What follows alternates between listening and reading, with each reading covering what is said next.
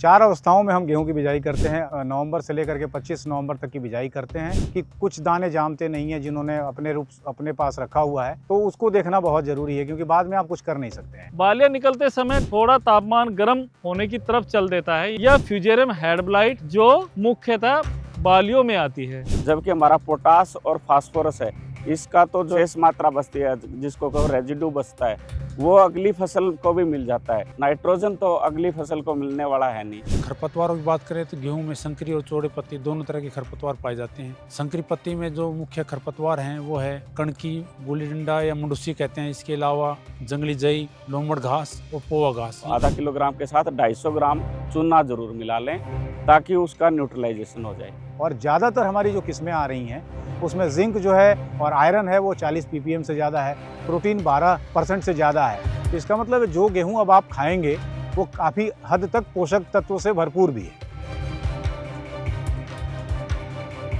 नमस्कार किसान भाइयों, जैसा कि आपको पता है कि गेहूं का बिजाई अभी पूरे भारत में ज़ोर शोर से चल रहा है और विगत दिनों हम लोगों ने जब आंकड़े इकट्ठे किए तो उसमें पता चला है कि 25 से 30% की बिजाई हमने कर ली है पूरे देश में।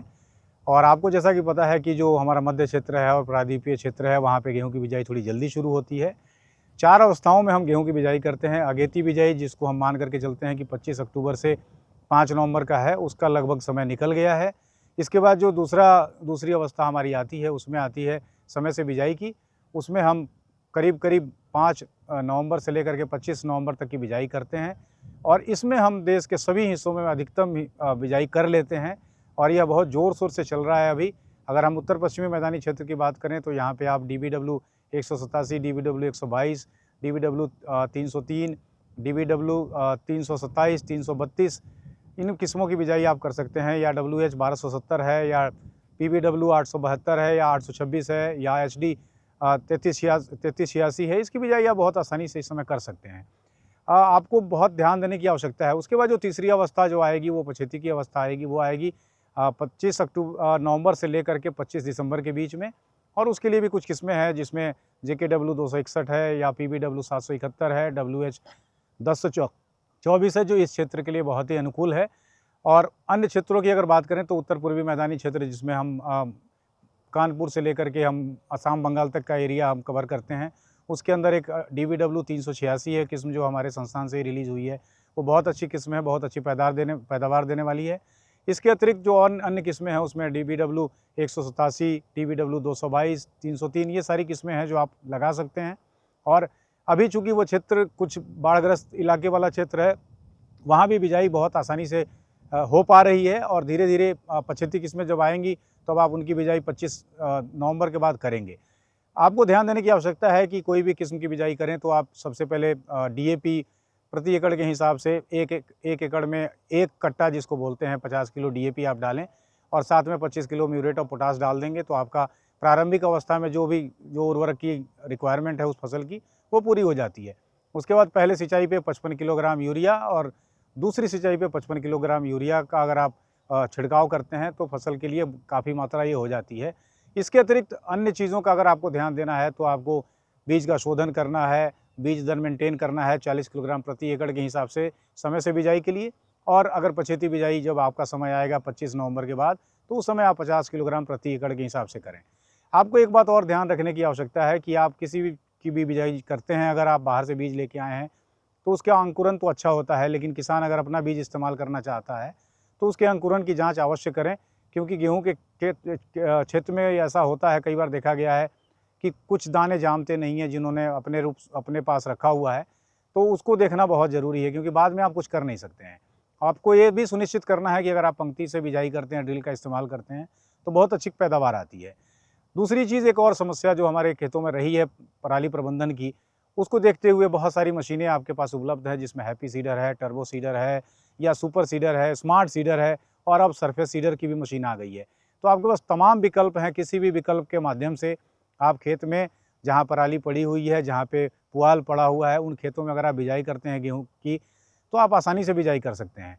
जो ex-situ मैनेजमेंट की बात करते हैं कि खेत से पराल हटाने की बात है, तो उसके लिए भी बेलिंग करके आप उसको हटा सकते हैं और उन खेतों में आप जिस तरह की भी फसल लगाना चाहते हैं, सब्जी की फसल लगाना चाहते हैं, आलू लगाना चाहते हैं, मटर लगाना चाहते हैं या कोई और अन्य फसल लगाना चाहते हैं तो उसकी भी बिजाई आप खेत तैयार करके कर सकते हैं।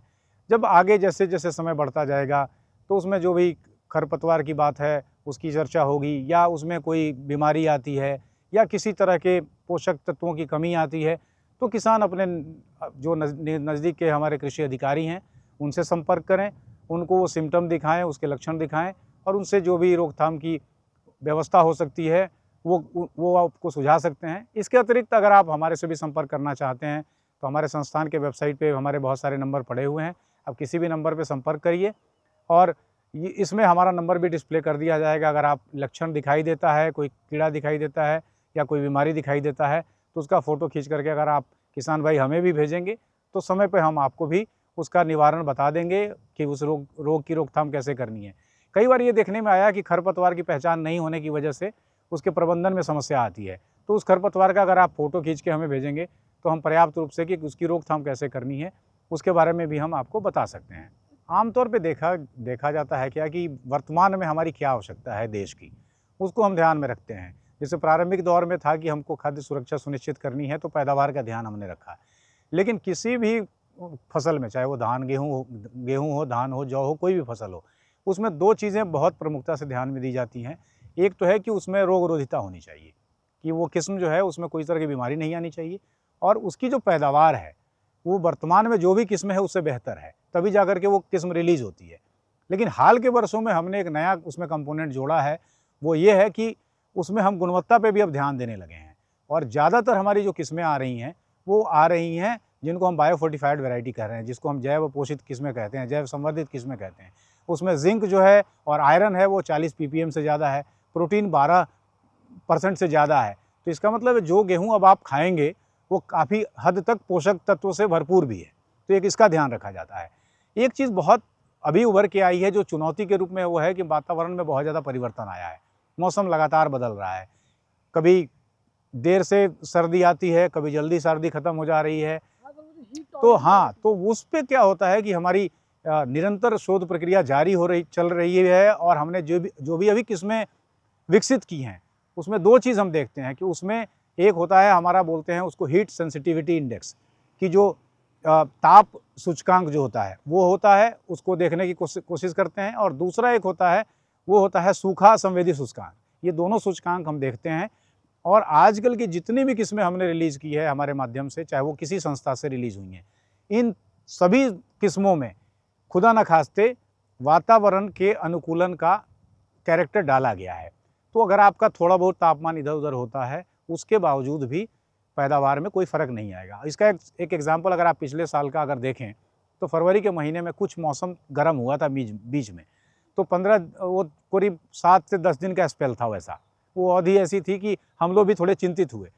लेकिन चूँकि हमें पता था कि हमारी ज़्यादातर किस्में करीब आज के समय में अगर आप देखें तो देश के 60 से 70% हिस्सों में ये सारी किस्में हैं जिनमें क्लाइमेट रेजिलियंस जिसको बोलते हैं, जलवायु अनुकूलन की क्षमता है, कि आप थोड़ा बहुत तापमान बढ़ेगा उसको बर्दाश्त कर लेगी, थोड़ी बहुत अगर सूखा की अवस्था भी आएगी तो भी उसको झेल जाएगी। तो इसी तरह की अब किस्में हमारे देश में विकसित की जा रही हैं, साथ में उसको जैव संवर्धित करके हम उसको और गुणवत्ता से युक्त बना रहे हैं। तो अब किसान भाई को चिंता नहीं करना है कि अगर कोई बहुत सारी समस्या आ रही है उसमें भी हमारी चीज़ें हैं। और कई बार हमने देखा है कि मार्च के महीने में आखिर में बारिश आ जाती है, तो उसमें क्या होता है कि जलमग्नता थोड़ी खेतों में आ जाती है। लेकिन जिन लोगों ने संसाधन प्रबंधन अच्छे से किया है, खास करके पराली के अंदर लगाया है अगर गेहूं को, तो उस मृदा में इतनी क्षमता हो जाती है, उसके एयर पोर्स खुले होते हैं, वाटर पोर्स खुले होते हैं, तो उसमें जल अवशोषण की क्षमता बहुत अच्छी होती है, तो उसमें खेत में पानी नहीं लगता है। वो जिसको यहाँ लोग बोलते हैं कि ज़मीन पानी पी गया, तो पानी पी जाता है, बारिश अधिक भी होगी तो भी। तो अगर आप इस विधि से करते हैं, जलवायु अनुकूल किस्में लगाते हैं, तो आप दोनों तरीके से, जिसको हम मिटिगेशन भी बोलते हैं, अडेप्टेशन स्ट्रेटजी भी बोलते हैं, कि किसान अनुकूलन रणनीतियाँ बनाए, तो उसके लिए हमारे पास पर्याप्त किस्में हैं, और अगर आप उसको लगाते हैं तो आपका पैदावार बहुत अच्छा आएगा। अब जो फील्ड क्रॉप्स जिसमें आता है, धान्य फसलें हैं, इसमें क्या होता है 4 से 5 महीना आप लगातार उस पर मेहनत करते हैं, फिर कटेगी फसल तब एक बार पैसा आता है। लेकिन आपके रोज़मर्रा के खर्चों के लिए कुछ ना कुछ चाहिए, तो क्या करना है किसान को? इंटीग्रेटेड सिस्टम में जाना है, सिस्टम पर्सपेक्टिव जिसकी हम बात करते हैं। आप थोड़ा पशुधन भी रखें, आपका अगर सामर्थ्य है तो आप मुर्गी पालन भी जा सकते हैं, आप मछली पालन भी जा सकते हैं, साथ में आप कुछ हॉर्टिकल्चर बागवानी फसलें भी लगा लिए, तो ये सारी चीज़ें जब करते हैं, 4-5 शहद के डब्बे भी रख दिया आपने, तो नतीजा क्या होगा कि आपके पास बहुत सारे जरिया हो जाएंगे आपके आमदनी को बढ़ाने के। एक स्रोत से कभी भी आमदनी बहुत ज़्यादा आप बढ़ा नहीं सकते हैं, तो इन पे आपको काम करने की आवश्यकता है। मक्के का रकबा बहुत बड़ा है पंजाब और हरियाणा में, और DSR के अंदर भी जीरी का रकबा बढ़ा है। क्यों बढ़ा है? क्योंकि समय की मांग है और आवश्यकता आविष्कार की जननी यही बोलते हैं हम लोग। तो मक्का इसलिए बढ़ा क्योंकि इथेनॉल का प्रोडक्शन बढ़ा है। जहां इथेनॉल में अगर मक्का का शेयर 5% था, आज 40% हो गया, 45% हो गया है। किसान को पहले 1000-1200 भी नहीं मिलता था मक्का का, आज 2000 से 2500 का रेट मिल रहा है। आज poultry sector, animal feed sector और आज इथेनॉल प्रोडक्शन, ये आपस में कम्पीट कर रहे हैं। तो फ़ायदा किसको हो रहा है? किसान को। जब मार्केट कम्पीट करेगा तो निश्चित तौर पे किसान को फ़ायदा होगा। तो पिछले अगर क्रॉप सीजन की बात करें तो बहुत एरिया में मक्का लगा है। तो जिस डाइवर्सिफिकेशन के लिए हम लोग प्रयास कर रहे थे, वो अनायास मार्केट आया इथेनॉल का और हमारी आवश्यकता हुई और हम डीजल में प्लांट करना शुरू किए हैं, तो आप देखिए अपने आप डिमांड बढ़ गया। तो हम डाइवर्सिफिकेशन तभी कर पाएंगे किसी भी चीज़ का जब उसका एक मार्केट क्रिएट होगा, तभी किसान उसको बेच पाएगा। तो बाजार के बिना कोई भी प्रोडक्शन सिस्टम सस्टेनेबल हो ही नहीं सकता है। तो सबसे पहले बाजार होना चाहिए, और निश्चित तौर पे मुझे लगता है कि किसानों में अब जागृति आई है। बहुत सारे किसान अब बागवानी में शिफ्ट हुए हैं, बहुत सारे फसलों में खेती आई है, जो नई नई चीज़ें आई हैं उनको कर रहे हैं लोग। तो मुझे लगता है कि आने वाला समय जो है वो किसान खुद ही राह दिखाने लगा है कि क्या क्या उसके पास हो सकती है। पूरा ये जो परिप्रेक्ष्य है उत्तर पश्चिमी मैदानी क्षेत्र, जिसमें पंजाब, हरियाणा, राजस्थान का भी सारा हिस्सा, दिल्ली, ये वेस्टर्न यूपी, ये सारा आता है। इस क्षेत्र में अमूमन 25 अक्टूबर से बिजाई शुरू हो जाती है और इधर के किसान सबसे प्रोग्रेसिव माने जाते हैं। तो जो भी इधर की किस्में हैं उनको सबसे हाई पोटेंशियल किस्में मानी जाती हैं। और पिछले वर्ष हमने देखा 34 क्विंटल, 35 क्विंटल किसानों ने 1 एकड़ में निकाला है। तो वो तब निकला है जब 25 अक्टूबर से बिजाई शुरू की और 5 नवंबर तक उसने किया, उसको समय मिला, पूरा 150-155 दिन का समय मिला गेहूं को। तो किसान वो पूरा का पूरा जो पोटेंशियल होता है किसी भी क्रॉप का, वो निकल के आता है उसमें। लेकिन फिर क्या होता है, किसान किसी वजह से देर हुआ, किसी का खेत थोड़ा देर से खाली हुआ, कुछ गन्ने का इलाका है, वहाँ पे तो किसान आपको पूरा का पूरा दिसंबर के आखिर तक बिजाई करते हैं, तो वहाँ गेहूं को उतना समय नहीं मिलता है, तो वहाँ पैदावार तो आप नहीं बढ़ा सकते हैं। हाँ, पछेती किस्में लगाएंगे तो एक ठीक आमदनी आपको आ जाएगी, जहाँ कुछ नहीं आना था वहाँ अच्छी आमदनी आ जाएगी। हाँ, वैरायटी मैंने पहले भी जिक्र किया है कि इस क्षेत्र के लिए अभी सबसे अच्छी वैरायटी जो चल रही है वो 327 है, DBW 327 है, जिसका हमने सीड बहुत दिया भी है। 370, 71, 72 भी है, PBW 826 है, 872 है, WS 1270, ये सारी किस्में इस क्षेत्र के लिए है। अगर आप सेंट्रल पार्ट में जाते हैं तो उस क्षेत्र में हमारी करण बोल्ड नाम से 300 DBW 377 है, 359 है, ये किस्में वहाँ के लिए बहुत अच्छी हैं। एक वैरायटी 187 है, DBW 187, जो करण वंदना के नाम से आज भी पॉपुलर है। इसको पैन इंडिया वैरायटी बोलते हैं, जो पूर्वी भारत, पश्चिमी भारत, पूरा मध्य भारत, सब जगह जा रही है। तो ये एक ऐसी वैरायटी, इसमें लचीलापन बहुत है। ये 120 दिन में भी अवधि पूरा करती है, 150 दिन में भी, तो आप इसको कहीं भी लगा सकते हैं। एक DBW 303 वैरायटी है जो सेंट्रल जोन में बहुत अच्छी पैदावार देती है, पोटेंशियल बहुत अच्छा है, 9 टन से ऊपर का है, आप उसको भी लगा सकते हैं। तो कुल मिला के ये है कि जब जैसे किसान का खेत खाली होता है, मुझे लगता है उसको बिजाई तत्काल कर देनी चाहिए, क्योंकि अब एक दिन का विलम्ब जो है वो कहीं ना कहीं यील्ड पेनाल्टी लेके जाता है, उसमें कहीं ना कहीं हमको उपज की हानि होती है। पराली प्रबंधन के 2 तरीके हैं। एक तो है कि हम उस पराली को खेत में ही या तो मिट्टी में मिला दें या सरफेस पे रखें, सतह पे रख लें, एक तो ये तरीका है। और दूसरा है कि हम उस पराली को खेत से हटा दें। तो जहाँ पे लगता है कि हम अब बहुत लेट हो रहे हैं, वहाँ पे तो मिलाना और वो सारा चीज़ करने में टाइम लग सकता है। तो वहाँ पे आप क्या कर सकते हैं कि पराली के अंदर ही आप गेहूं की बिजाई कर दीजिए, आपको समय की नहीं ज़रूरत है। हमने यहाँ बहुत सारी बिजाइयाँ कराई हैं कि एक तरफ से हम जीरी काट रहे हैं, धान काट रहे हैं, और दूसरी तरफ से हम गेहूँ की बिजाई कर रहे हैं। ऐसे हमने मशीनें लगा के की हैं, बहुत सारे किसान करते हैं कि एक तरफ कंबाइन काट रहा है और दूसरी तरफ हम हैप्पी सीडर लगा के गेहूँ की बिजाई कर रहे हैं। तो आपको 1 मिनट का भी नुकसान नहीं है, अगर आप वैसे देखें तो 1 घंटे का भी नुकसान नहीं है। लेकिन जिन क्षेत्रों में अगर ये मशीनें उपलब्ध नहीं हैं, तो वहाँ सबसे अच्छा तरीका है कि खेत की पराली आप बेलिंग करके हटा दीजिए, और आप आम तरीके से अगर जुताई करके बिजाई करते हैं, तो सिंपल जीरो ड्रिल मशीन से बिजाई करते हैं, तो तमाम चीज़ें उपलब्ध हैं। आपको उसके लिए पराली जलाने की ज़रूरत नहीं है। पराली जलाना का ये बहाना कहीं नहीं है, हमारे पास सारे विकल्प उपलब्ध हैं। किसान को चुनना है कि कौन सा हमको अडॉप्ट करना है। किसान भाइयों को जो क्या क्या पोषण गेहूं में देना है जिससे हमें भरपूर पैदावार मिल सके, उसके लिए किसान भाइयों को 1 कट्टा DAP प्रति एकड़ और आधा कट्टा म्यूरेट ऑफ पोटास का प्रति एकड़ बिजाई के टाइम पे और 25 किलो यूरिया बिजाई के टाइम पे आपको देना है प्रति एकड़ के हिसाब से। और जो 2/3 नाइट्रोजन हमारा बचेगा, ये हमें इससे 20 किलो नाइट्रोजन प्रति एकड़ जाएगी, जबकि चाहिए हमें 60 किलो नाइट्रोजन प्रति एकड़। तो अगली जो 20 किलो नाइट्रोजन है वो हमें देनी है पहले पानी में, जो हम 20 से 25 दिन बिजाई के उपरांत लगाते हैं, जब हमारी चंदेरी जड़ें फूटनी शुरू होते हैं, जिसको हम क्राउन रूट इनिशिएशन भी बोलते हैं अंग्रेजी में। उस समय पे चंदेरी जड़ें निकलती हैं और उन चंदेरी जड़ों से फिर उसमें चारों तरफ फुटाव होता है। फिर गेहूं में बहुत सारे टिल्लर या किल्ले बनने शुरू होते हैं, जिससे कि उस समय पे नाइट्रोजन की बहुत ज़रूरत होती है। तो पहले पानी पे हम एक बैग पानी से तुरंत पहले डाल के और तुरंत पानी लगा दें तो हमें फ़ायदा ज़्यादा मिलेगा। कई किसान भाई क्या करते हैं, पहले पानी लगाते थे, फिर उसके 7-8 दिन बाद जब पैर ठहरते हैं खेत में, तब वो उसका यूरिया का छिड़काव करते हैं। उससे 2 नुकसान होते हैं। एक तो हमारा यूरिया है ना, वो पूरी तरह घुल के उसके जो जड़ों का जो क्षेत्र है वहाँ तक नहीं जा पाता। दूसरा, जो सरफेस पे पड़ा रह जाता है वो सूर्य की किरणों से उड़ जाता है, यानी जो उसकी उपयोग क्षमता है वो थोड़ी कम हो जाती है। अगर ये हम पानी से तुरंत पहले डालेंगे तो पूरे का पूरा पानी में घुल के और एकसार जाएगा और पूरे का पूरा हमारा जड़ वाले क्षेत्र में चला जाएगा। और उसकी उपयोग क्षमता, हमने यहाँ 4 साल अनुसंधान किए हैं, उसमें हमें 4 से 8% ज़्यादा पैदावार मिली, जिसमें हमने यूरिया को पानी से पहले डाला। जो दूसरी 1/3 नाइट्रोजन बच गई, वो पानी के दूसरा पानी जो हमारा 40-45 दिन पे आता है, उस समय हमें डालना है, पानी के तुरंत पहले डालना है और तुरंत साथ साथ पानी लगाते जाना, ताकि वो भी पूरा हमारा रूट जोन में कहो या जहाँ जड़ें होती हैं पौधे की, वहाँ चला जाए और हमारी उपयोग क्षमता भरपूर रहे।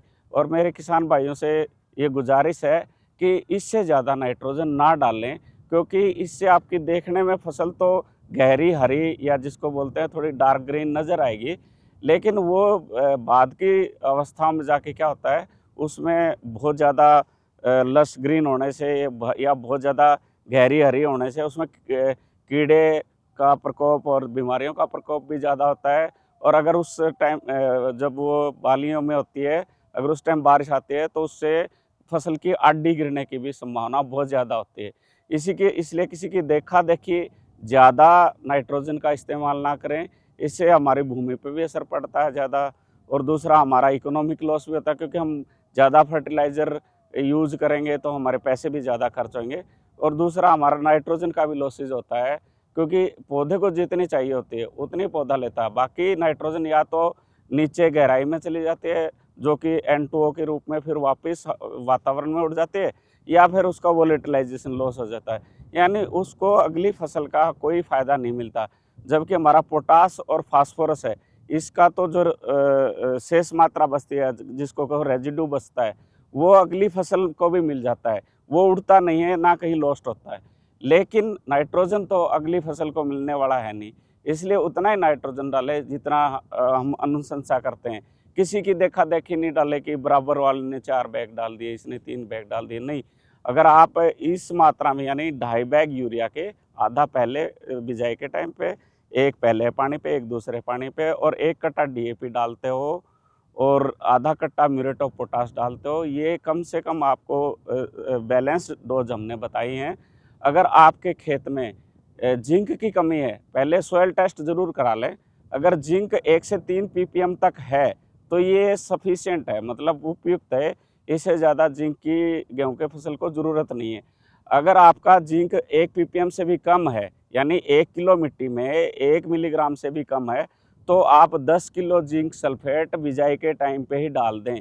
अगर बाई चांस आप किसी तरह बिजाई के टाइम पे नहीं डाल पाए, तो आधा % का घोल, यानी 100 लीटर पानी में आधा किलो जिंक सल्फेट और 3 किलो यूरिया मिला के एक 35 दिन पे छिड़काव कर दें और एक 55 दिन पे छिड़काव कर दें, तो इससे आपकी जिंक की मात्रा भरपूर हो जाएगी। और अभी तक कहीं भी लोहे की या जिसको आयरन की मात्रा कहते हैं, वो कहीं भी हमें कम नहीं प्राप्त हुई है।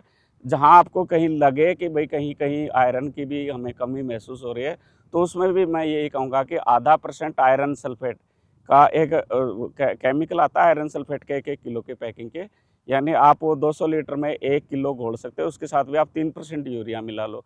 अगर बाई चांस आप यूरिया नहीं मिलाना चाहते तो आपको आधा किलो जिंक सल्फेट या आयरन सल्फेट के साथ आपको 250 ग्राम बिना भुजा चूना मिलाना है, ताकि जो उसका जो तेजाब है उसको न्यूट्रलाइज कर सके। यानी एसिड जो होता है ना उसमें जिंक सल्फेट में या आयरन सल्फेट में, उसको न्यूट्रलाइज करने के लिए या तो आप यूरिया मिला लें, वो सबसे बढ़िया है। यूरिया नहीं मिलाना, मतलब आधा किलोग्राम के साथ 250 ग्राम चूना ज़रूर मिला लें, ताकि उसका न्यूट्रलाइजेशन हो जाए। तो जहाँ तक बात है फसल बुआई से पूर्व हम क्या करें जिससे रोग एवं कीड़ों का कम से कम प्रकोप हो या उनसे बचा जा सके। फसल बुआई से पहले सबसे जो महत्वपूर्ण चरण है वो है रोग एवं कीट रोधी किस्मों का चुनाव, और वो किस्में अधिक उत्पादन देने वाली हों। जैसा कि आप सभी जानते हैं हमारे संस्थान से विकसित हुई नवीनतम किस्में जिनमें DBW 327, DBW 370, DBW 371, DBW 372, DBW 377 और दूसरे अन्य संस्थानों से भी विकसित हुई गेहूं की नवीनतम किस्में जैसे HD सीरीज में 3386 इत्यादि किस्में हैं जो गेहूं के, अब चूंकि गेहूं हैं या जौ हैं इनमें अनेकों रोग लगते हैं।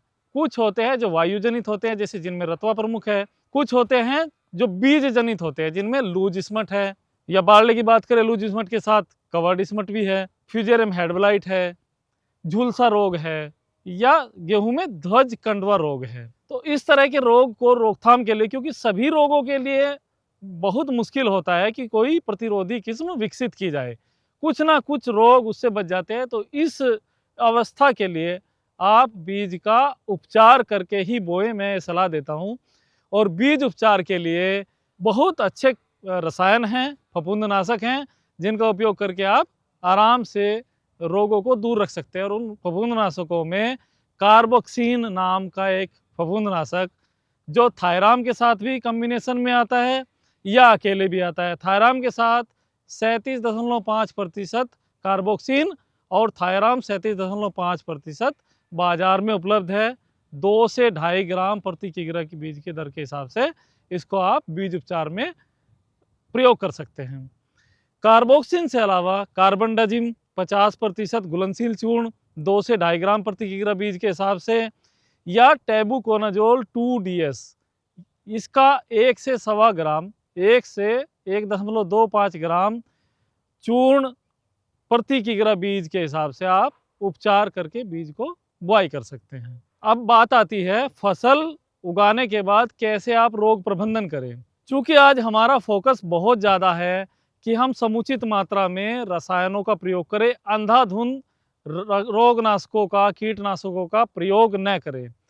तो इसलिए मैं आप लोगों से ये सलाह देना चाहता हूँ कि जब आपके खेत में कोई रोग की शुरुआत दिखाई दे, चूँकि जिस क्षेत्र में हम खड़े हैं यह देश के उत्तर पश्चिमी मैदानी क्षेत्र का एक शहर है, करनाल में हम जैसे कि अभी खड़े हैं, तो इस क्षेत्र में पीला रतवा रोग बहुत अधिकता से आता है। हालांकि जो भी किस्में आजकल चयन में हैं और जो मैंने भी बताई वो पीला रतवा रोग के प्रति प्रतिरोधी हैं, किंतु अगर कोई अन्य किस्म लगाई है या किसी वजह से कोई पीला रतवा की शुरुआत आपके खेत में दिखाई दे रही है तो उस रोग की रोकथाम के लिए आप प्रोपिकोनाजोल 1 ml 1 लीटर में घोल बनाकर प्रति एकड़ 200 लीटर पानी का छिड़काव कर सकते हैं। आप प्रोपिकोनाजोल की जगह टेबुकोनाजोल भी ले सकते हैं, मात्रा यही रहेगी, टेबुकोनाजोल 1 ml 1 लीटर पानी और प्रति एकड़ 200 लीटर पानी की घोल बनाकर आप छिड़काव करना है। एक अन्य कवकनाशी जो है उसमें टेबुकोनाजोल 50% और ट्राइफ्लॉक्सीस्ट्रोबिन 25% WG के संयोजन में आता है, उसकी मात्रा प्रति एकड़ 120 ग्राम आपने करना है। क्योंकि जो पूर्व में 2 मैंने कवकनाशी बताए हैं उनकी प्रति एकड़ आपकी 200 ml बन रही, 200 मिलीलीटर बन रही है मात्रा, और इसकी 120 ग्राम बन रही है, और ये एक नवीनतम कवकनाशी है। इस तरह आप पीला रतवा या आप किसी और अन्य जोन में हैं, जैसे कि आप मध्य क्षेत्र में हैं या पूर्वोत्तर भारत के मैदानी क्षेत्र में हैं, तो उनमें भूरा रतवा और काला रतवा जिसको तना रतवा भी कहते हैं, इन कवकनाशियों द्वारा आराम से रोका जा सकता है। उत्तरी पहाड़ी क्षेत्र या एवं उत्तरी मैदानी क्षेत्र में चूर्णी लासिता, जिसको हम पाउडरी मिल्ड्यू कहते हैं, एक बहुत सामान्य सी रोग है जिससे उपज क्षति की बहुत संभावना रहती है, खास तौर पर इन दो क्षेत्रों में।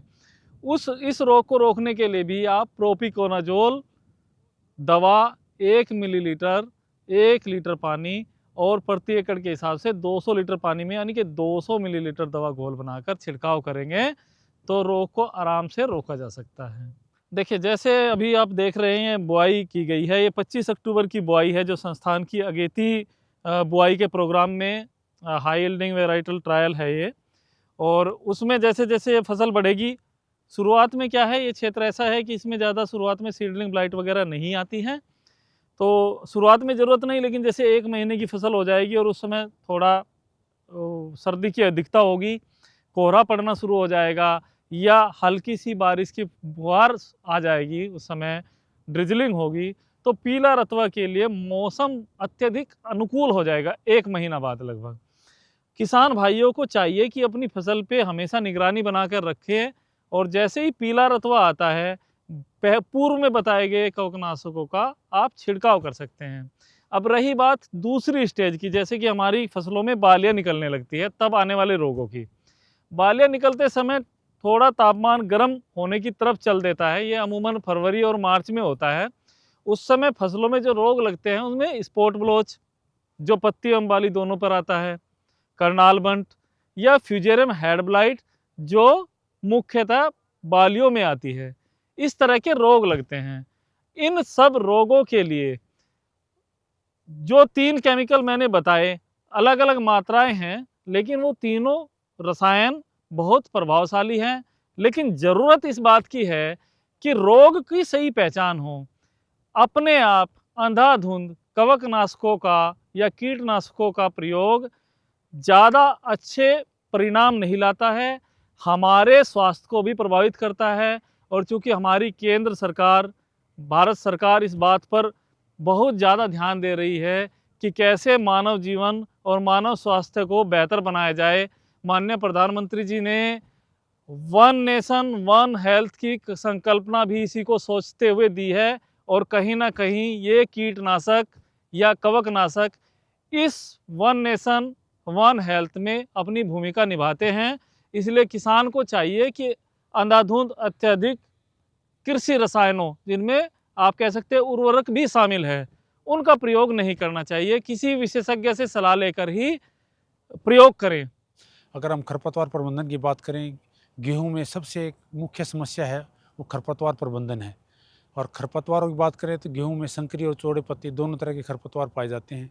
संकरी पत्ती में जो मुख्य खरपतवार हैं वो है कणकी, गुली डंडा या मुंडुसी कहते हैं। इसके अलावा जंगली जई, लोमड़ घास और पोवा घास, ये 4 मुख्य तरह के जो घास वाले खरपतवार हैं। इसके अलावा चौड़े पत्ते के खरपतवार की बात करें तो उसमें बाथू, खरबाथू, जंगली पालक, कंडाई, मैना, सेंजी, मालवा या चुगड़ा, इस तरह के कुछ मुख्य खरपतवार हैं जो चौड़े पत्ते के खरपतवार हैं। अगर हम खरपतवार प्रबंधन की बात करें तो किसान भाई जो खरपतवार नियंत्रण की जो विभिन्न विधियां हैं, उनमें जो शाकनाशी द्वारा जो खरपतवार प्रबंधन है वो लोकप्रिय है, क्योंकि इसमें कम लागत में कम समय में प्रभावी खरपतवार नियंत्रण मिल जाता है। अगर हम खरपतवार शाकनाशियों की बात करें तो हमारे पास जो संकरी पत्ते जो खरपतवार हैं उनके नियंत्रण के लिए जो मुख्य शाकनाशी हैं उनमें है जैसे क्लोडिनाफोप है। क्लोडिनाफोप है जो 15% वेटेबल पाउडर से मिलती है, उसकी उत्पाद मात्रा 160 ग्राम प्रति एकड़ है, 160 ग्राम प्रति एकड़ है। और इसके अलावा है पिनोक्साडैन है जो एक्सीएल के नाम से मिलती है, 5% की है, इसकी मात्रा है, उत्पाद मात्रा है 400 ml प्रति एकड़। इसके अलावा सल्फासल्फिरोन है जो 25-75% की उत्पाद मात्रा में मिलती है, उसकी जो मात्रा है 13.5 ग्राम प्रति एकड़ के हिसाब से। इनमें से किसी भी शाकनाशी का हम प्रयोग कर सकते हैं जो संकरी पत्ते खरपतवार नियंत्रण के लिए। अगर हम चौड़े पत्ते की खरपतवार की बात करें, उनके नियंत्रण के लिए हमारे पास 2,4-D है, 500 ml प्रति एकड़, या कार्फेंट्राजोन 20 ग्राम प्रति एकड़ उत्पाद मात्रा है, या इसका जो मेटसल्फिरोन है जो उसकी उत्पाद मात्रा है 8 ग्राम प्रति एकड़। इनमें से किसी भी शाकनाशी को प्रयोग कर सकते हैं। अगर विभिन्न तरह के चौड़े पत्ते के खरपतवार हैं तो हम 2 शाकनाशी जैसे मेटसल्फ्यूरोन है और कार्फेंट्राजोन है, इन दोनों को मिलाकर भी हम डाल सकते हैं। तो अगर हमारे खेत में विभिन्न तरह के खरपतवार हैं तो हम उनका नियंत्रण कर सकते हैं। अगर जिन खेतों में संकरीय चौड़े पत्ते के दोनों तरह खरपतवार हैं तो हम जैसे सल्फासल्फ्यूरोन प्लस मेटसल्फ्यूरोन इनको मिलाकर डाल सकते हैं, या संकरी पत्ते के जैसे क्लोडेनाफोप है या पिनोक्साडेन है, इनका स्प्रे करने के बाद हम चौड़े पत्ते वाले जो शाकनाशी हैं जैसे मेटसल्फ्यूरोन है या कार्फेंट्राजोन है या 2,4-D है, इनका प्रयोग कर सकते हैं।